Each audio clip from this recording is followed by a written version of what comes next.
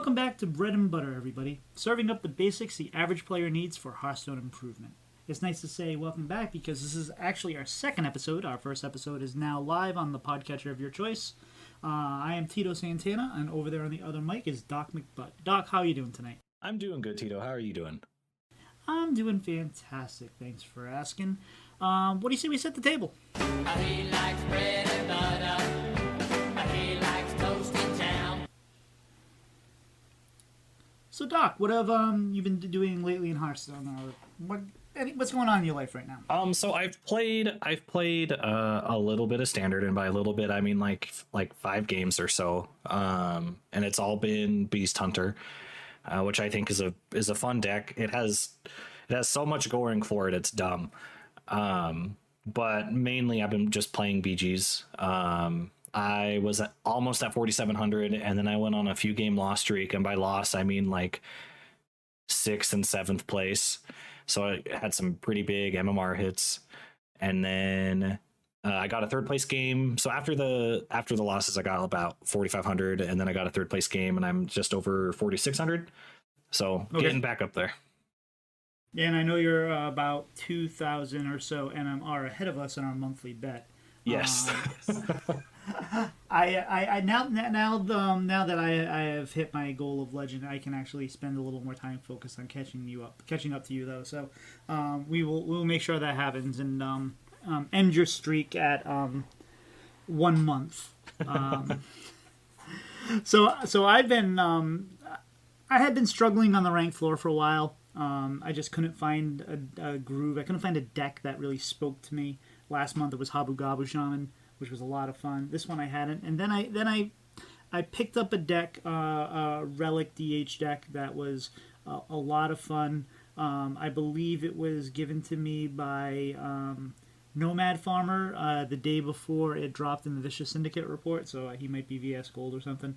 But it just really clicked with me, and I hit Legend, I believe, last night. And it was, thank you. I came in around 45. It was interesting because I've been having really good streaming nights now that I'm starting to get going. I'm getting some decent following and all that. But no, so it was Thursday night that this happened actually, because I went up against Coin Concede and I knew they were on. I'm like, oh, a lot of people that listen to me are watching Coin Concede right now. But it was funny because it was one of the slower nights that I've had that I actually was doing well, and the other nights where I've been doing better, I had been struggling to, I'd get a few win streaks going, but overall I wasn't winning that much. So happy to be there, happy to get that done, but now I can focus on the new goals like we talked last week. We focus a lot of our conversation on goals and setting goals, and now I'm kind of actually working towards that, but I will be able to put some more time into Battlegrounds and catch up to you. Don't you worry. And I'll have more time to put into standard, like, because I'm at a decent place in BGs where, like, I'm not like trying to brag over you, but like I can take a couple days off of playing BGs and not worry about you catching me instantly. We'll try to make you sweat a little bit. Good. Well, I don't know about you, but I'm ready for some appetizers. No, Homer, don't fill up on bread! Alright, so our first episode is out. We had some technical difficulties, mostly getting them to propagate to the different podcatchers. We're mostly, I think, okay now. My podcatcher doesn't see it, but we are now seeing it on Apple, and seeing it in Spotify, and a few tales of a couple other places. Doc, what was that experience like working on the editing of the first episode? It was interesting. Mostly because how like I record stuff, it has like both of our audio recordings in there, but on different tracks. So it was a lot. Like, I mean, it was, but it wasn't. Like, I did some things in a funny order that made me have significantly more work. Because I just record through Streamlabs OBS, which also it becomes an MP4 file. So then as I'm editing, I have to unlink the audio tracks and the video track. But if I do that first, then it just makes a bunch more work for me, and so I won't do it first this time. That's the whole concept. We learn. Hopefully by episode 250, we'll have advanced a little further than Daniel and Blizzlet there. Maybe. I'm just kidding, Daniel. Now, no, we've actually published our first episode, and people have heard it. We've actually had, I think, close to 30 downloads now, which for a brand new podcast is pretty gosh darn good. And we've gotten some good feedback, and we've gotten some constructive feedback. I'm very excited. What are your thoughts and feelings about having introduced a new podcast to the world? I'm really excited about this one because I've been, like I said last week, I've been wanting to break into like the Hearthstone podcast scene for a long time. I've just never thought I've had the capability to. And then I got the idea for this, and then that's when I reached out to you. But no, it feels good. It feels good. And seeing all the kind of words from everyone who has given us feedback so far has been like really heartwarming to see that like the people who I have viewed as like veterans say that like we're starting off on a good note, like made me feel significantly better about it. Not that I felt bad, but it's always just nice to hear that you're doing well. Yeah, no, same exact thing for me. And it's like I already listen to plenty of podcasts. We listen to Coin Concede, Vicious Syndicate, Squelch, Blizzlet, Tack sometimes, and I'm planning on working in Doctor 3 into that rotation because that's excellent people over there. And just the thought of like, hey, I'm probably not unique in our communities that listen to all these, and we're asking people to possibly listen to one more. There's not a lot of time in a week. Like sometimes I make the joke that like I hear more from Ridiculous Hat than I do from my wife in a week. So at least he's not yelling at me. Just kidding. Okay, but no, it's been very exciting. It's been a very fun process, and it's nice to get right back on. One piece of feedback we did get from Alkaline Cat is to try to set our expectations for our listeners so they know kind of what to expect. And I think that we're going to try to be weekly. It may be bi-weekly early on while we try to get our schedules right and the planning. So it may early on and maybe every other week, but I think we're trying for an every week type podcast. If things change, we will let you know. But yeah, expect to hear us once a week, and we'll get it out to you hopefully around times where you've already listened to the early week shows and haven't got quite to the end of the week shows yet. All right. One good thing. I don't know if you've listened yet, but we got shouted out on Coin Concede at the end, and that was really, really nice. I did. So after you told me, that was immediately the next thing I switched that I was listening to at work last night. Because I have time to listen to anything I want to at work. So. Yeah, no, I was listening. Normally, I listen to Coin Concede while I am. Sometimes I listen to it live, but I don't like listening to it live because then I don't have it to listen to when I walk my dogs or grill.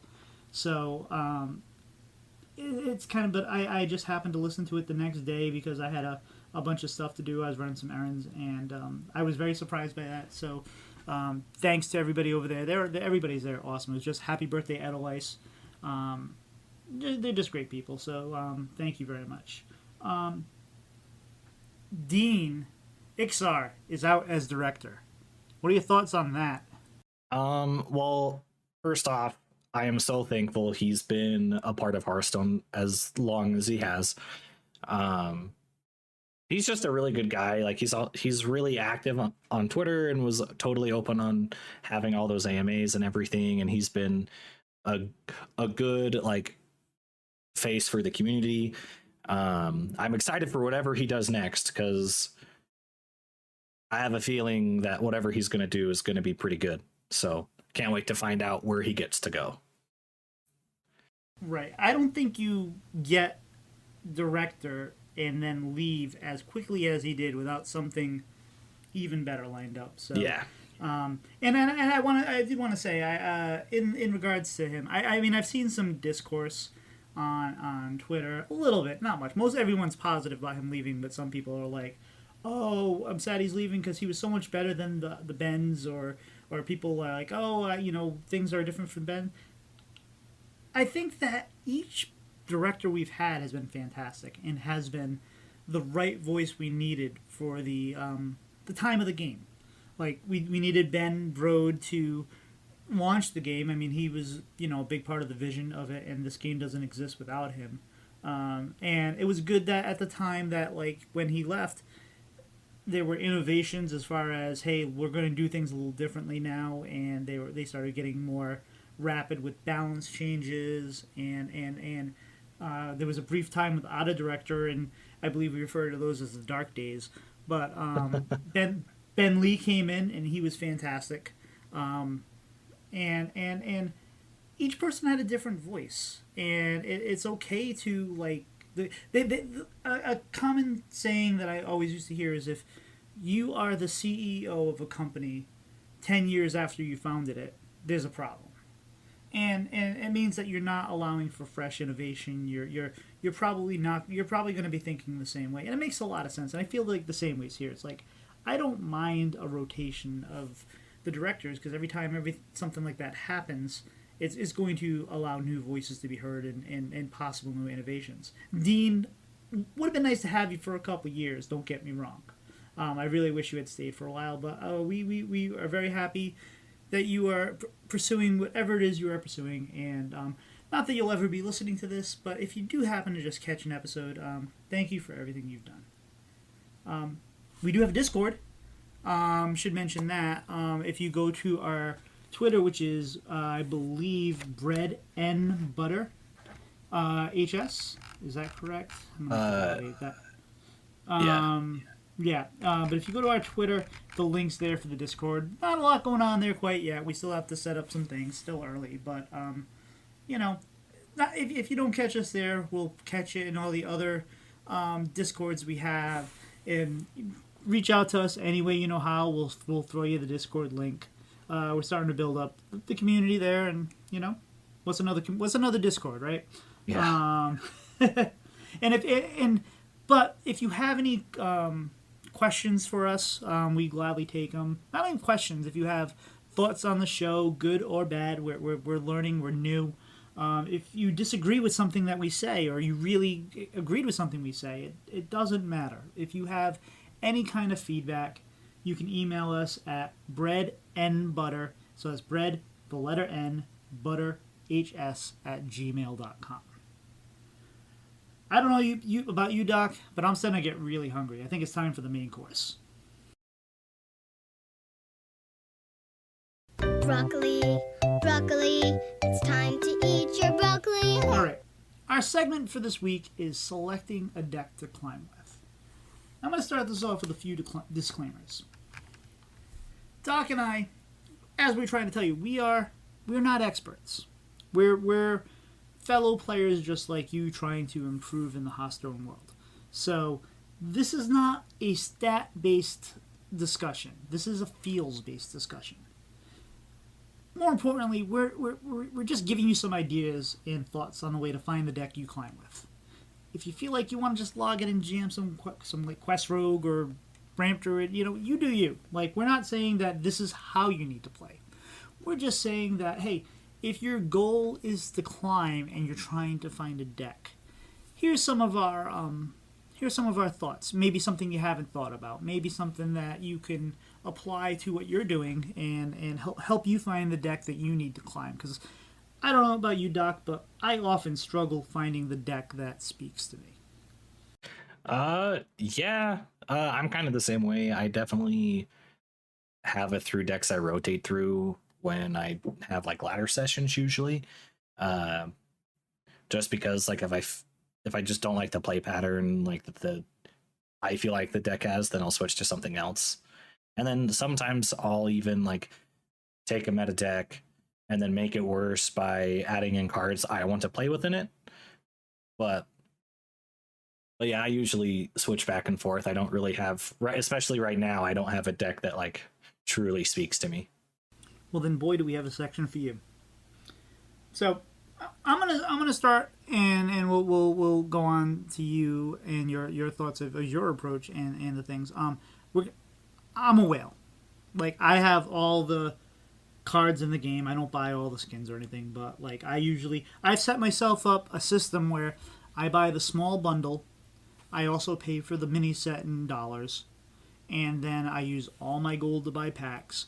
I build up extra packs by getting the standard packs from all the tavern brawls and everything, and because I have the entire set for standard, those become basically standard packs because they still go against the same kind of duplicate protection. So since I have all the other sets, when it hits a rare, when it hits a legendary, it's going to come from the new set.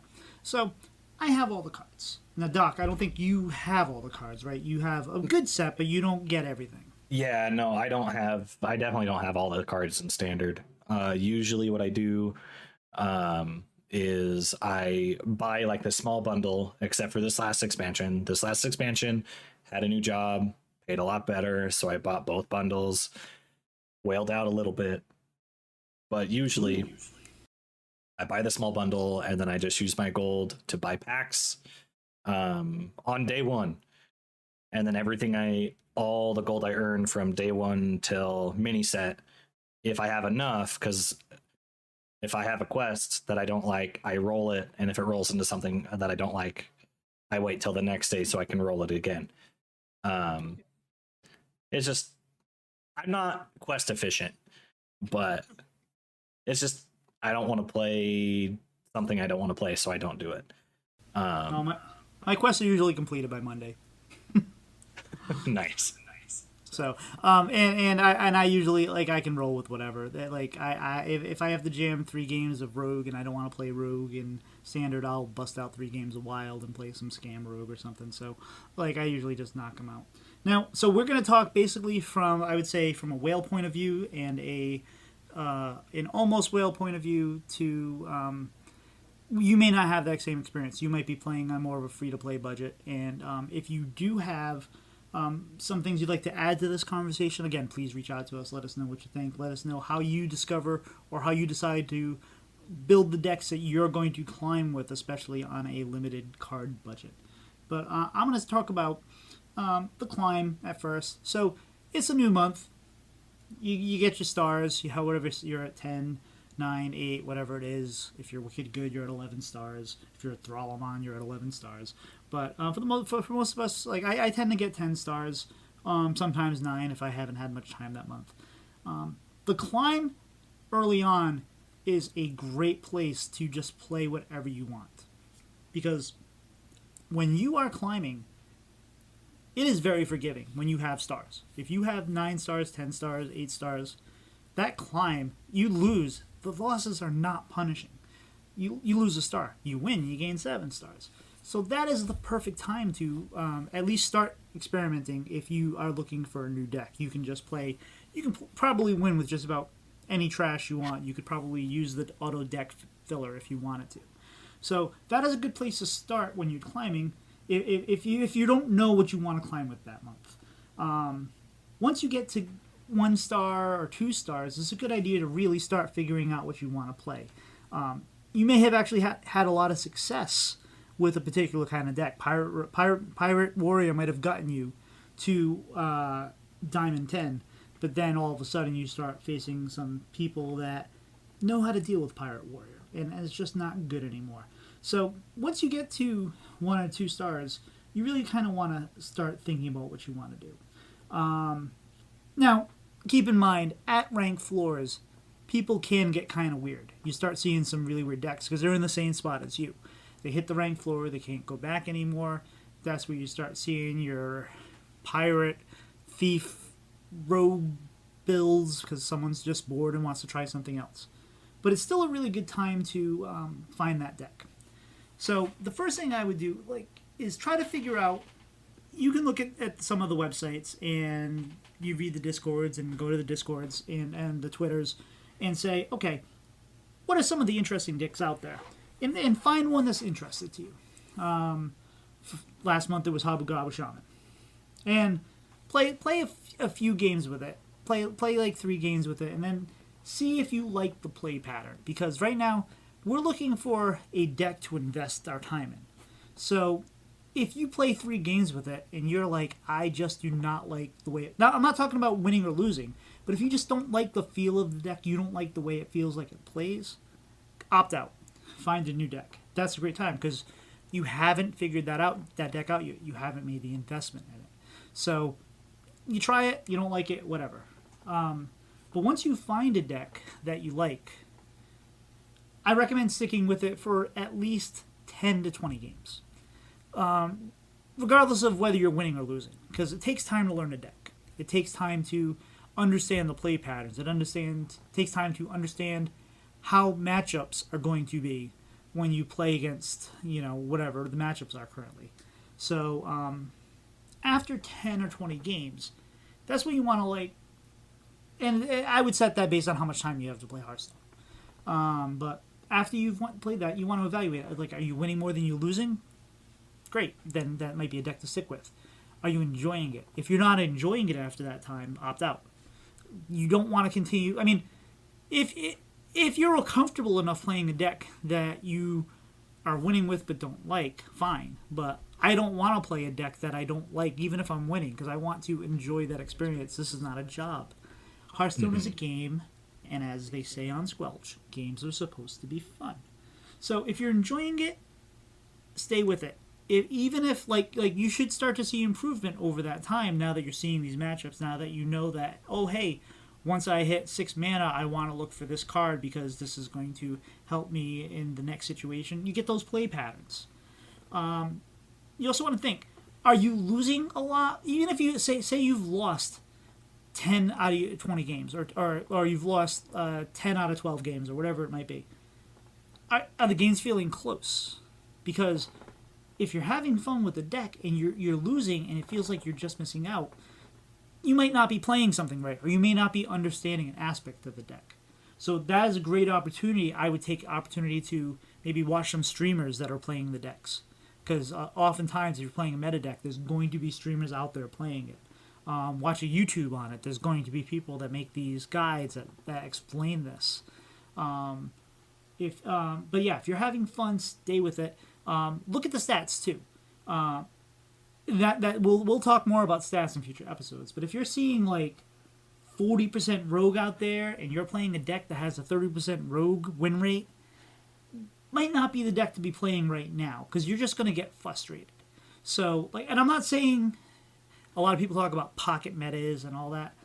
We're talking general trends here. We're not. If you see 3 shaman in a row, that doesn't mean anything. If you are seeing that you are playing a deck that's losing to a class, and that class is seeing a significant amount of play rate in that rank, you're setting yourself up for a bad time. So I would possibly at that point put that deck aside and come back to it if the meta shifts. But you don't want to overreact to a small sample size, but you do want to keep an eye on the general trends. If all you're seeing is Ramp Druid and you're playing a deck that loses to Ramp Druid, you get 10 games in and you can look at these stats, whatever, move on to something else. And if you're seeing that, I'm seeing all these Ramp Druids, what beats Ramp Druid? Or what has at least positive matchups against Ramp Druid? Do any of those decks sound appealing? I don't want you to go for do what you want. But I don't want you to, if you can help it, don't just go for the deck that has the high win rate against Ramp Druid if you hate that deck or you don't like playing it. There are plenty of decks out there that might just fit that niche of what you're looking for. And so again, we'll get into stats in a future episode, but look at the information that you have and say, okay, well, I'm seeing all these Ramp Druids. I'm going to play the deck that beats them. And that looks like a lot of fun. And then start that whole process over again. Play 10 to 20 games with it. See how it feels. And if you're still hit on the ranked floor, that's okay. You're learning about these decks. Now, if you are also seeing a deck that I keep losing to Ramp Druid, play Ramp Druid. Do that for 10, 20 games. Again, I'm using 10 to 20 because that's kind of a standard for me. Your play time might be different. But even if you don't plan on playing ramp druid to climb. If you play the deck that you're losing to, you then understand how that deck wins, and more importantly, you're going to see how that deck loses. And just that information of seeing the matchup from the other side, that's valuable information. So, and you might end up liking the deck. Who knows? And if somebody tells you, if you see on Twitter, it's like, oh, person's playing Ramp Druid, they're toxic, and why are you playing that? And don't ignore that. Play whatever deck you want. They're your cards. They're out there for a reason. There's no such thing as being toxic for playing something that's popular and fun. If you like it, you're having fun, play with it. Never feel bad about that. One other thought on if you are having you're liking the deck, but you're not winning as much as you feel like you should, or if it's saying, hey, you should beat Ramp Druid 70% of the time, but you're at 40% from your evaluation, you're probably doing something wrong, and that's okay. We have wonderful communities out here on Twitter, and Discord. Almost every podcast has a community. Coin Concede's excellent. So is Squelch. So is Blizzlet. They're all really, really good communities. Throw up a couple replays. They usually have areas say, hey, I can't figure out what I'm doing wrong. And then someone's going to come along, more than likely, and say, hey, no, why you keep running this out, or why you keep doing that? If you do X, Y, Z, you're going to have better success. So use those communities, use the information you have, because you might be doing something so minor and simple that you correct it and you could go on a big win streak. So if you like the deck and it just feels like there's something that's not figured out, make sure you see if you can try to figure out what that is with the resources you have available. And again, if after you play 20 games, 10, 20 games, and you're not feeling it, it's like, this deck, thought it was for me, but I just don't see how I'm going to win with it, then switch to another deck. One thing to remember, too, is climbing is a lot of games. Like, you can catch a hot run and win a lot of games in a row and get there in no time from D10 to D5, but a lot of times it's just a lot of games. And it may feel frustrating, but if you're winning like 55% of your games, you're on your way. It's going to take a little while, but it's a slow climb a lot of times. And you just have to remember, like, as long as you are having fun, that's the option. And as long as you are seeing some positive movement and you're moving in direction, don't worry if you lose 3 games in a row, because that's variance. If your aggregate numbers are above 50%, you're climbing. So just keep that in mind. And again, if you don't like a deck, I wouldn't play. I don't care if it's the best deck in the meta. If you don't like playing it, don't play it. It's not gonna. When you lose with a deck that you don't like, you're not having a good time. So that's pretty much it. I mean, once you find a deck that you like, stick with it. Don't worry about a little bit of variance.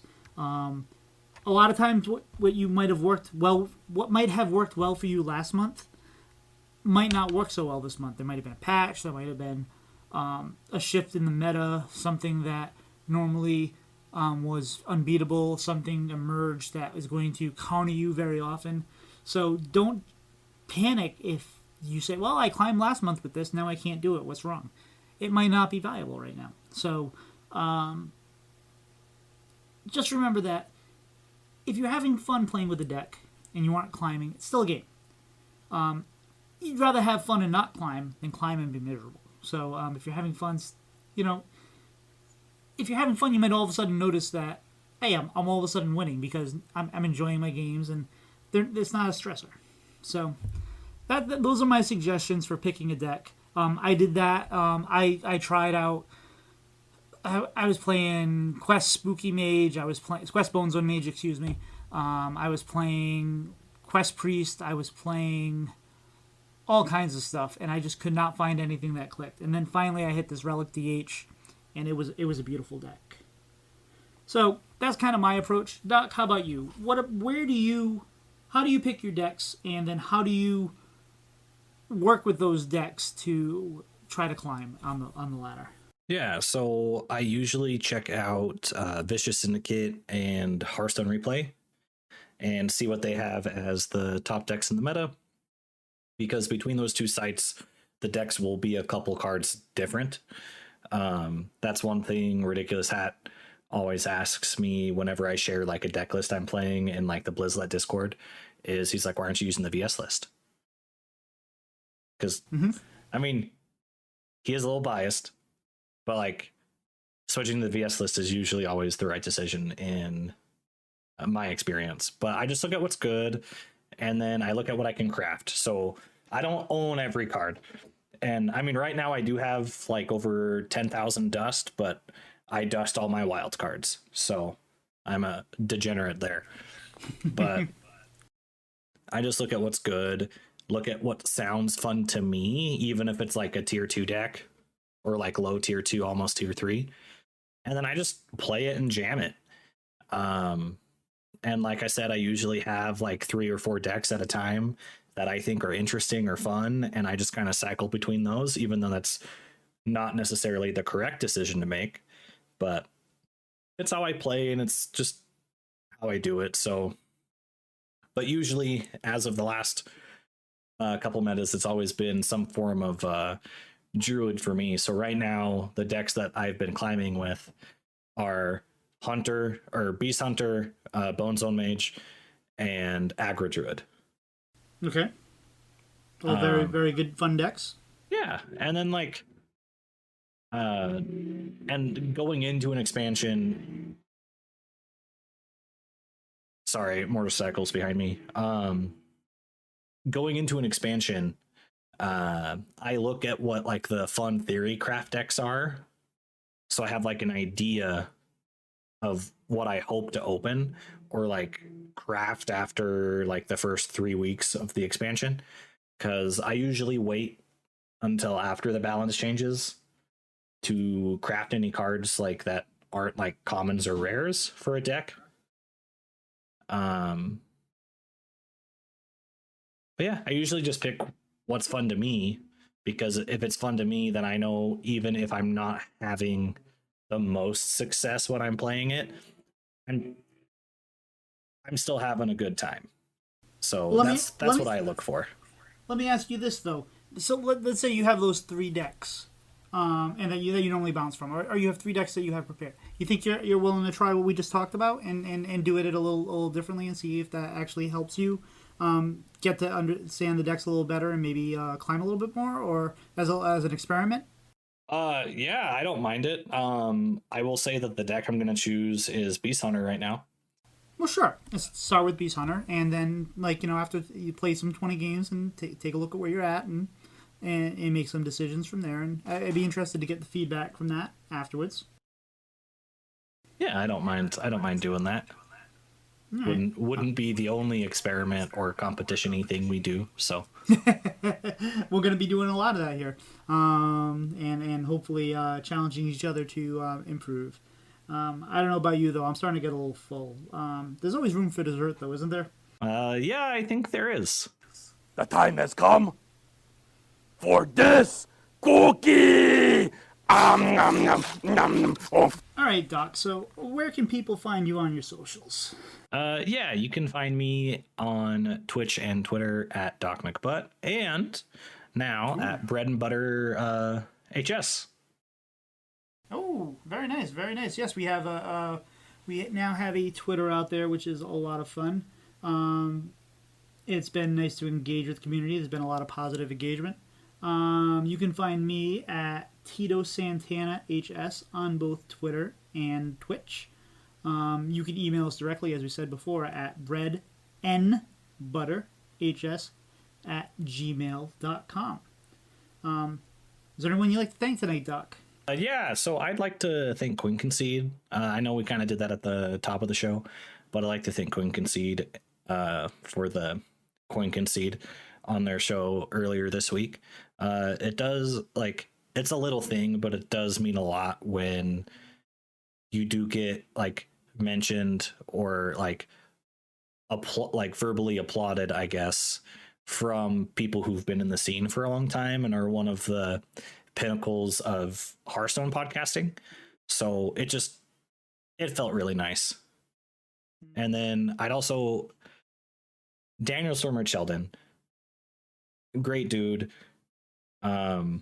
Love him.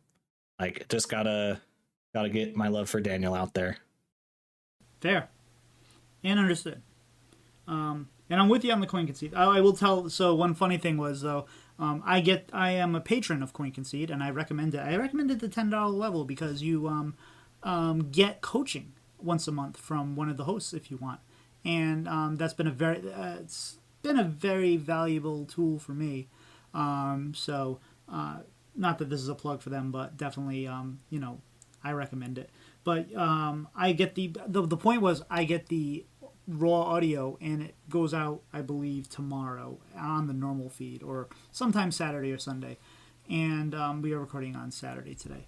And as soon as I heard that, I was like, oh crap, because we didn't have it.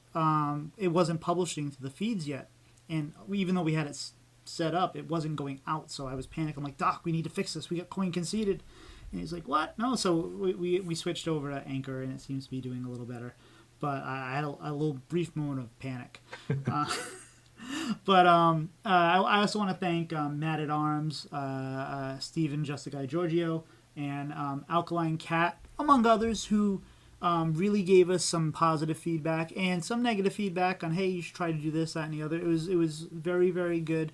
We want to hear all of it, and they were almost immediately after we dropped our episode, listened to it and gave us some direct feedback. So I can't say I appreciate that enough.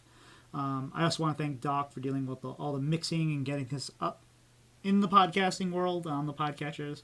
And I also want to thank Draco Cat, who is one of my favorite streamers, who actually was hanging out on my stream on the night I hit Legend. I was actually playing Demon Hunter. He's a Demon Hunter main. Sadly, it was one of my slower nights because it would have been nice to have an audience when one of my favorite streamers showed up. But at least I was winning, and at least I hit Legend. So thank you, Draco, for stopping by. But I think that's about it. Anything else, Doc, or you think we're done? I think we're good. All right. We're toast, everybody. Have a good night.